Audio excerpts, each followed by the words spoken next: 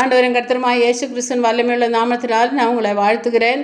கிறிஸ்தவரின் சாட்சி, அதாவது கிறிஸ்தவரின் சாட்சின்னா பவுல்னு நம்ம எக்ஸாம்பிளாக எடுத்துக்கொள்ளலாம். அப்போஸ்தலர் 9:11 இப்பொழுதே அவன் ஜெபம் பண்ணி கொண்டு இருக்கிறான். இயேசு அனன்யாகிட்ட சொல்கிறாங்க, இப்பொழுதே அவன் ஜெபம் பண்ணி கொண்டு இருக்கிறான். நம்மளும் நம்ம வாழ்க்கையில் ஜெபம் பண்ணுறவங்களாக காணப்படணும்.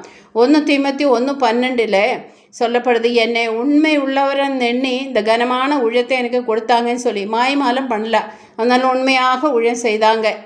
மாய தந்திரங்களோ பொய்யும் பித்தலாட்டு பொய் தீர்க்கசனம் எல்லாம் சொல்லி ஊழியம் செய்யலை. அப்போஸ்தலர் 9:20 தாமதமின்றி பிரசங்கிச்சாங்க. கேட்டதையும் கண்டதையும் நமக்கு கொடுத்த நன்மைகளையும் உடனே நம்ம அறிக்கட்டணும், சாட்சியாக அறிவிக்கணும், ஆத்மா ஆதாயப்படுத்தினாங்க. அதுக்கு தாமதம் பண்ணல. 2 தீமோத்தேயு 4:7 போராடினேன், ஓட்டத்தை முடித்தேன், விசுவாசத்தை காத்து கொண்டேன்னு சொல்லி தன்னை அறிக்கையிட்டாங்க. அவர் நல்ல போராட்டத்தை போராடினேன், விசுவாசத்தை காத்து கொண்டாங்க, ஓட்டத்தை முடித்தாங்கன்னு சொல்லி வெற்றியுள்ள கிறிஸ்துவ வாழ்க்கை வாழ்ந்தாங்கன்னு சொல்லி பார்க்குறோம்.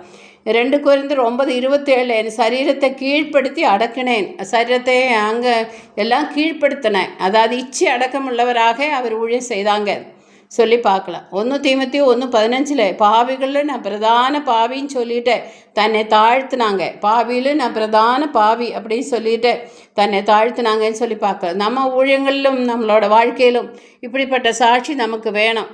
நம்ம சாட்சி இப்படி தான் இருக்கணும்னு சொல்லி உங்களை வாழ்த்துகிறேன். அதாவது ஜெபிக்கிறவங்களாக இருக்கணும், உண்மையுள்ளவங்களாக இருக்கணும், ஆத்மா ஆதாயம் பண்ணி செய்கிறவங்களாக இருக்கணும், விசுவாசத்தை காத்துக்கொண்டு வெற்றியுள்ள வாழ்க்கை வாழணும். அதுவும் இல்லாமல் இச்சை அடக்கமுள்ளவங்களாக நம்ம இருக்கணும்.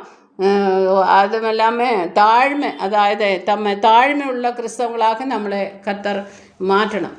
அதுக்கெல்லாம் நம்மளும் நம்ம சாட்சி அதுக்கு பவுலின் சாட்சியை போல நம்ம சாட்சி அப்படி இருக்கணும். கர்த்தர் நம்மளை இந்த வார்த்தையின் முகாந்திரம் ஆசீர்வதிக்கட்டும்.